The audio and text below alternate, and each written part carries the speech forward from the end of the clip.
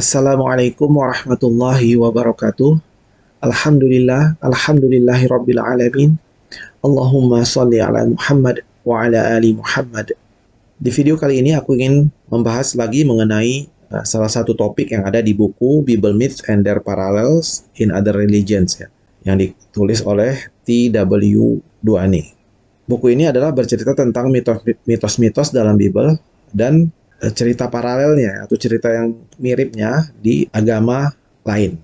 Oke, kali ini aku ingin membahas topik mengenai The Miraculous Birth of Christ Jesus atau kelahiran Yesus Kristus yang ajaib. Dia ada di halaman 111. Di sini diceritakan kelahiran Yesus yang ajaib dinarasikan oleh penulis kitab Matius sebagai berikut ya. Ini dalam bahasa Inggrisnya. Kita lihat di sini ada di Matius pasal 1 ayat 18 sampai 25. Oke, kita cek langsung di kitab Matius 1 ayat 18 sampai 25 ya. Oke, ini ayat 18-nya. Kelahiran Yesus Kristus adalah sebagai berikut. Pada waktu Maria ibunya bertunangan dengan Yusuf, ternyata ia mengandung dari Roh Kudus sebelum mereka hidup sebagai suami istri. Nah, aku tidak akan baca seluruh ayat. Aku lompat ke ayat 23 ya. Sesungguhnya anak darah itu akan mengandung dan melahirkan seorang anak laki-laki. Dan mereka akan menamakan dia Immanuel, yang berarti Allah menyertai kita. Nah, di sini dikatakan bahwa Maria itu adalah anak darah ya. Seperti yang kita ketahui bahwa Kristen mempercayai bahwa Maria itu adalah seorang perawan ya. Pada saat mengandung Yesus, dia masih seorang perawan. Nah, cerita keperawanan Maria ini juga sama ya dengan cerita keperawanan dari ibunya Krishna di dalam kitab Hindu ya. Oke, kita akan kembali ke buku tadi, yaitu di bab 12 ya, atau chapter 12. Nah, di sini juga dikatakan bahwa Krishna was born of a chaste virgin called Devaki, who on account of her purity was selected to become the mother of God. Krishna lahir dari seorang perawan suci yang bernama Devaki, yang karena kesuciannya dia terpilih menjadi ibu Tuhan. Ya. Nah, di sini ada catatan kaki, kita klik. Like Mary, the mother of Jesus, Devaki is called the Virgin Mother, although she as well as Mary is said to have had other children.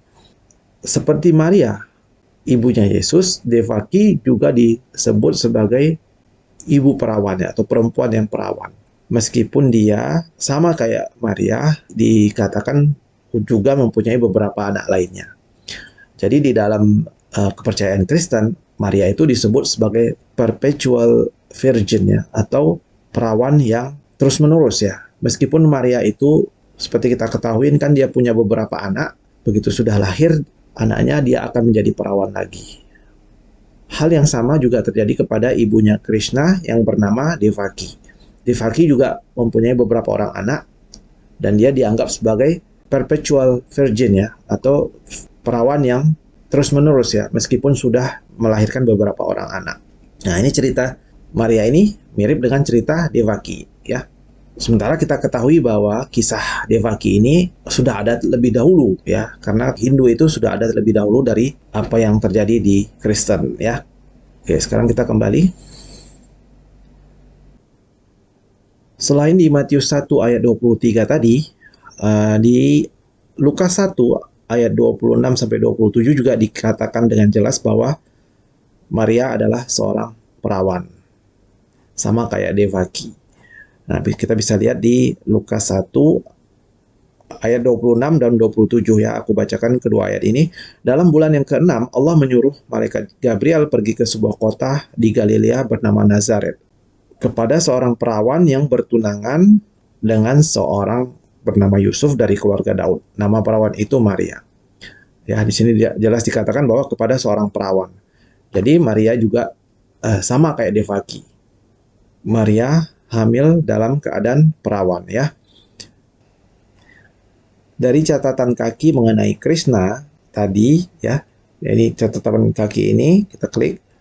Di sini dikatakan bahwa Maria sama kayak Devaki, walaupun dibilang ibu perawan, atau perempuan yang selalu perawan, tapi mereka juga mempunyai anak lagi ya, anak yang lain.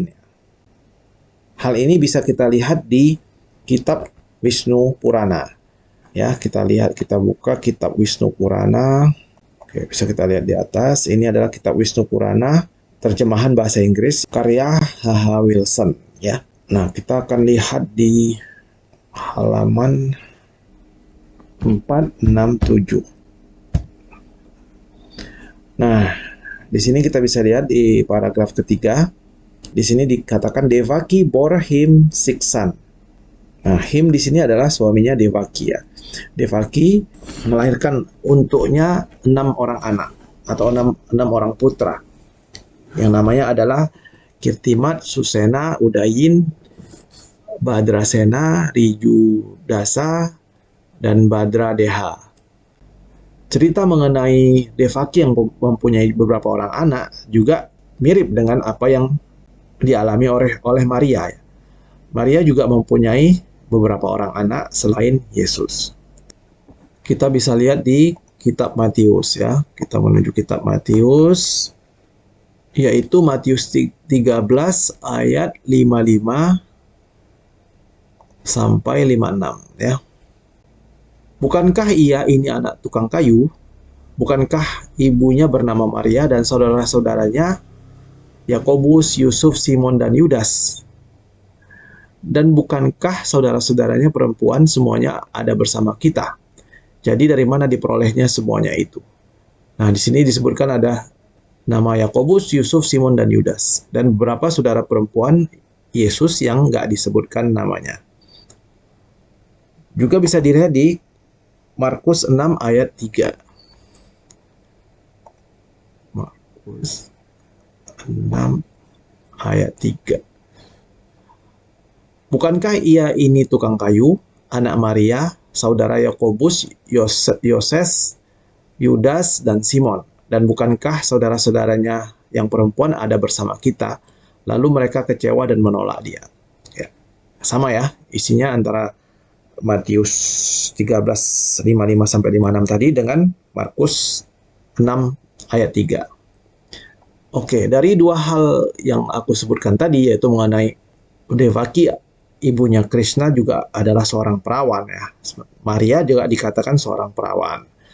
Kemudian Devaki juga mempunyai beberapa orang anak selain Krishna dan disebut sebagai perawan yang terus-menerus ya. Maria juga seperti itu. Dia mempunyai beberapa orang anak selain Yesus dan dia disebut sebagai perpetual virgin atau perawan yang terus-menerus ya. Dalam artian begitu dia melahirkan, dia akan menjadi perawan lagi. Kemudian dia hamil lagi, dia tetap jadi perawan, kemudian dia begitu melahirkan, dia akan jadi perawan lagi. Nah, orang Katolik sangat mempercayai itu ya, bahwa Maria ini adalah seorang perawan yang terus-menerus perawan, walaupun beberapa kali melahirkan anak.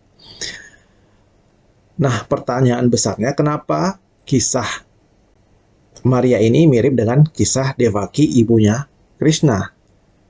Ya, seperti kita ketahui bahwa kitab-kitabnya umat Hindu itu lebih dahulu ada, ya. Seperti kitab Wisnu Purana, itu ditulis berabad-abad jauhnya sebelum Bible ada. Ya.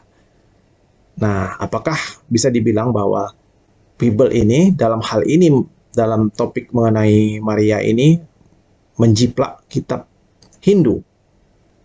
Ya, silakan dipikirkan sendiri. Oke, demikian ya teman-teman. Semoga bermanfaat. Mudah-mudahan bisa memberi wawasan tambahan kepada kita mengenai paralelisasi atau kemiripan antara Bible dengan kitab-kitab agama sebelumnya. Dan jangan lupa untuk mensubscribe channelku ini dan aktifkan tombol notifikasinya supaya makin banyak channel-channel apologet muslim yang berkembang ya untuk membahas mengenai apologetika dan untuk membentengi umat muslim dari usaha-usaha penyesatan yang dilakukan oleh roh-roh penyesat ya. Wallahu a'lam bishawab. Wassalamualaikum warahmatullahi wabarakatuh.